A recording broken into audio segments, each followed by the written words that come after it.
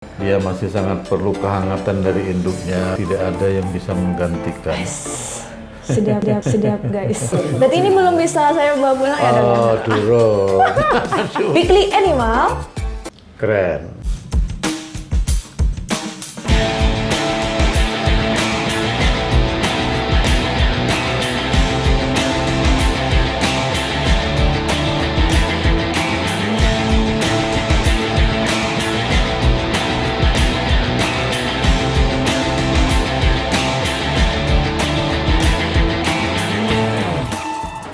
Halo sahabat Bipos, kali ini aku Juli sudah berada di salah satu rumah dokter hewan yang ada di kota Banjarmasin. Aku akan mengajak kalian untuk melihat kucing yang baru saja melahirkan. Nah, sekarang kita sudah bergabung dengan Bapak Rusmin, juga dengan kucing Persia milik Bapak. Ini adalah kucing Persia medium. Persia itu ada yang hidungnya pesek sekali, yang disebut dengan Persia pygnus. Ada yang medium saja. Bedanya apa itu, Pak? Ada yang flat, hidungnya biasa. Ada yang flat, pesek tapi sampai ke bawah. Ada yang pygnus, dia rata dengan mata, hidungnya. Kalau ini sendiri jenis yang medium ya? Ini yang jenis medium. Yang ya. pesek itu. Kepalanya bulat, kemudian kakinya relatif pendek, dan bulunya relatif panjang. Kalau jenis yang bukan Persia, Angora, itu kakinya relatif tinggi, bulunya relatif pendek, hanya ekornya yang mekar. Oh, kalau ini Dan ekornya kepalanya lebih mancung. Kalau ini kan relatif lebih bulat ya.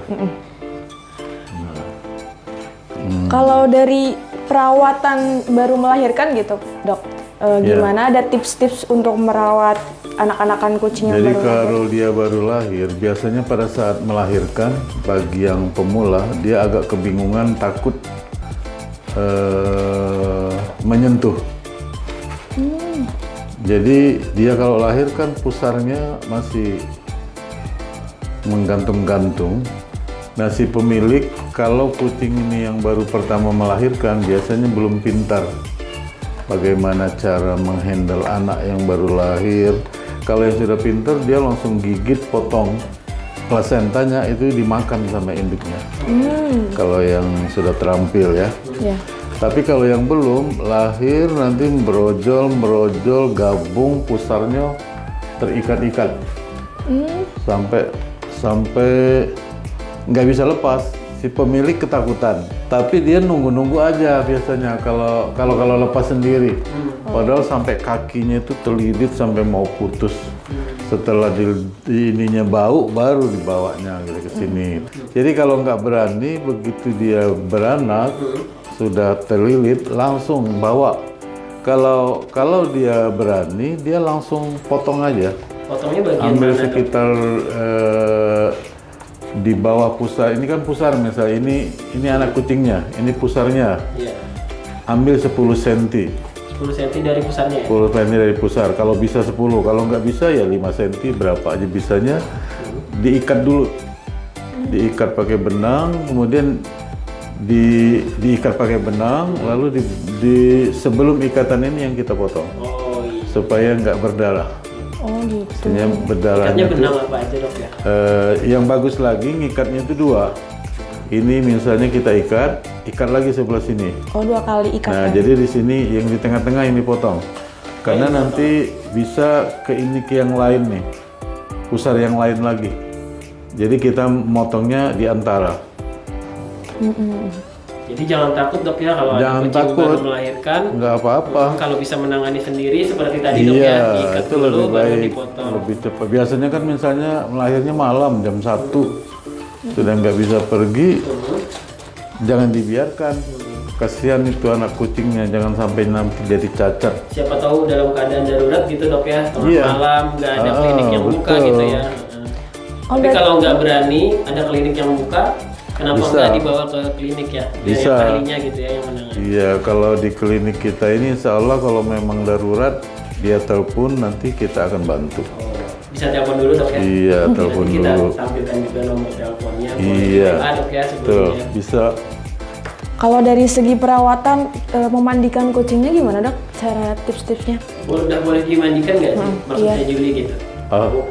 Induknya apa anaknya? Induk sama anaknya gitu. Keduanya. Kalau segini perawatannya gimana? Kalau induknya itu setelah 1 minggu melahirkan dimandikan. Cara memandikannya, kalau belum biasa bawa ke tempat memandikan, kalau mau coba sendiri lebih baik. Tapi dia memandikannya pakai air hangat juga. Kenapa itu dok? Supaya dia nggak kedinginan, nggak ketakutan, nggak stres. Jadi dimasukkan di baskom yang sudah ada air hangatnya, dia sebatas kaki segini. Kemudian kita mulai siram-siram ke badannya. Setelah itu baru kasih sampo, baru diremas-remas semua ya. Kalau anaknya jangan dimandikan dulu. Ya, nunggu buat jadi. Iya, kalau anaknya paling-paling kalau kotor kita seka pakai apa namanya, anduk yang di tangan itu, wash hand apa ya.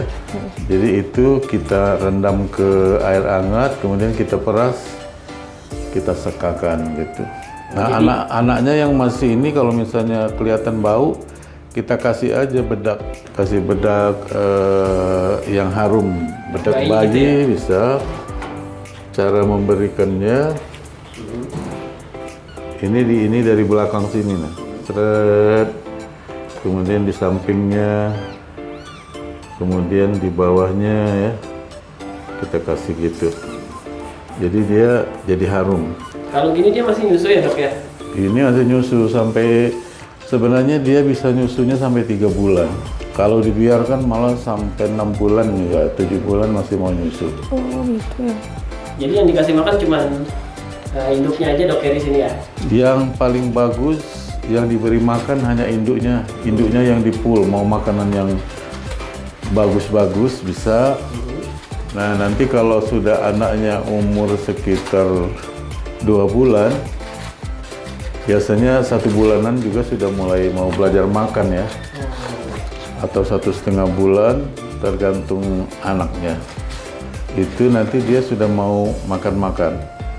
Jadi kalau mau makan pertama itu dok kasih makanan yang gimana? Yang kering kah atau yang basah kah? Itu sebaiknya dia biar yang kering aja ikut sama ibunya. Oh belajar ikut sama ibunya. Tapi ya? makanannya dirubah. Ada yang mother and kitten. Jadi induk dan anak bisa gitu. Oh gitu, ada yang Nah, iya ada yang jenis kitten itu. ya? Iya, jadi dia dikasih ke situ. Biar dia belajar makan sama induknya ya. Tapi sebelum itu merubah harus hati-hati. Ya sebelum anaknya mulai makan itu kita sudah mencampur makanan induknya itu sedikit demi sedikit untuk perubahan ke sana. Oh jadi jangan langsung ya? Iya, jadi mungkin seminggu sebelum dirubah itu kita sudah harus mulai mencampur. Sehingga ibunya nanti nggak terjadi diare dan lain-lain. Enggak terkejut gitu dok Iya. ya perubahan makanan. Kalau dia terjadi diare, anaknya ini yang nanti jadi kotor rusak. Dok, ini jadi yang namanya anak-anak kucing Persia ya? Iya. Kalau warnanya ini kenapa bisa bervariasi gitu? Beda-beda, kenapa ya dok ya? Iya, dia memang punya gen turunan bermacam-macam warna.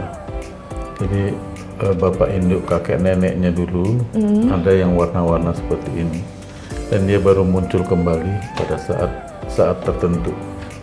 Seperti ini kan warnanya jadi ada putih, merah putih, coklat putih, belang 3, dan seperti yang ini.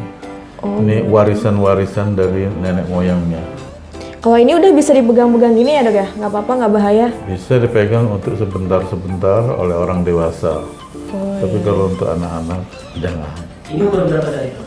Ini 10 hari, Pak. 10 hari. 10 hari ini udah gembur-gembur mulai nih. Ya, matanya sudah membuka. Ya, sudah membuka. Biasanya kan ada dok mata yang nggak membuka. Ya. Itu sakit mata lah ya. Jadi biasanya Kenapa, Dok? kalau kita lihat kawan-kawannya sudah membuka, kemudian ada yang belum, itu harus cepat kita lihat. Itu biasanya ada penyakit di matanya ya. Jadi kita harus cepat segera buka juga, disamakan dengan kawan-kawannya yang lain itu. pelan-pelan gitu nanti terbuka. Kita lihat di matanya itu mungkin ada sejenis jamur ya. Jadi kita harus bersihkan, kalau tidak nanti matanya bisa jadi buta. Kapas dikasih air hangat, kemudian kita seka begitu, tapi menyekanya jangan dikucak-kacik bolak-balik. Satu arah. Satu arah. Satu arah begitu, kemudian sampai bersih. Kalau kita lihat matanya merah, kita harus bantu tetesi juga dengan obat mata yang ada kandungan antibiotiknya ya. Kalau masalah gizi nih dok, berarti vaksin itu juga diperlukan ya? Kalau nanti sudah berumur dia 2-3 bulan, itu dia harus diberikan vaksinasi. Vaksin ini untuk mencegah supaya dia jangan terserang penyakit yang tidak bisa diobati, yang biasanya disebabkan oleh virus ya. Ini vaksinnya dia pakai yang pertama biasanya 3 bulan kita vaksinnya, sebenarnya 2 bulan bisa, tapi kadang-kadang masih terlalu rawan. 3 bulan dalam kondisi catatannya kondisinya dia harus sehat, jangan sampai dia terkena flu gitu ya. Kemudian nggak mau makan itu jangan divaksin, harus disehatkan dulu. Karena kita memasukkan bibit penyakit, walaupun bibit penyakitnya sudah dilemahkan, tapi begitu dia berada di inangnya atau tempat dia tinggal yang tidak sehat, dia malah bisa jadi aktif nanti. Untuk merawat kucing-kucing yang baru melahirkan gitu, adakah tips dari Pak Dokter sendiri? Ya. Jadi saya menyarankan pertama kucingnya ditempatkan di dalam kandang yang sehat, yang bersih, dan jangan sampai anak kucing itu keluar dari dalam kandangnya karena mungkin kandangnya jarang gitu ya. Nanti tahu-tahu malam-malam anaknya jatuh, induknya nggak bisa ngambil, kitanya tidur lalu kelaparan. Oh iya. Kemudian yang kedua, usahakan untuk tidak memberi tambahan makanan ke anak kucing karena akan berdampak banyak hal-hal negatif, terutama diare ya. Yang kita perlu beri makan banyak itu adalah induknya. Kasih makanan yang bergizi, kalau mau ditambah pakan ikan bisa, ikan yang masak atau ayam yang masak atau daging yang masak ya. Sehingga induknya ini akan mempunyai kandungan susunya, nutrisinya yang baik. Jadi induknya yang kita lebih perhatikan. Kemudian yang ketiga kita perhatikan juga masalah kebersihannya. Jangan sampai misalnya induknya nanti beraknya nggak diperhatikan di mana, lalu anaknya jadi kotor ya.